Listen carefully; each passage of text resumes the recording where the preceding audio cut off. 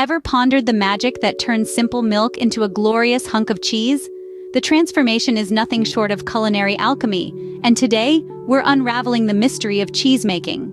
The journey of cheese begins with milk, the lifeblood of all cheese. But not just any milk will do. The flavor, texture, and color of cheese can vary greatly depending on the type of milk used. Cow's milk yields a milder flavor, while sheep's milk produces a richer, creamier cheese.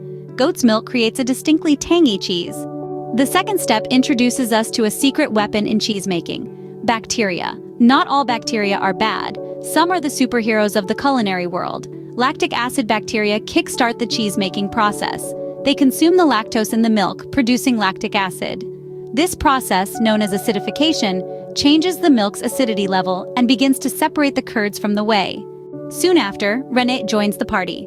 Traditionally sourced from the stomach lining of ruminant animals, rennet contains enzymes that coagulate the milk, turning it from a liquid into a solid mass of curd. Fear not, vegetarians. There are also vegetable and microbial rennets available. Once the curds have formed, it's time to cut them. The size of the curd pieces can influence the cheese's final texture. Larger curds retain more moisture, leading to softer cheeses, while smaller curds result in harder cheeses. The curds then undergo a process known as cooking. This involves heating the curds to a specific temperature to help expel whey and firm up the cheese. The temperature and duration of cooking can greatly affect the final product.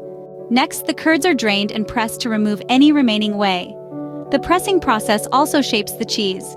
It could be a wheel, a block, or any other shape depending on the mold used.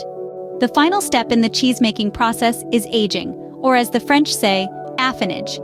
This is when the cheese is stored in a controlled environment for a certain period. The length of aging can range from a few days for fresh cheeses to several years for hard-aged cheeses. During this time, the cheese develops its final flavor and texture.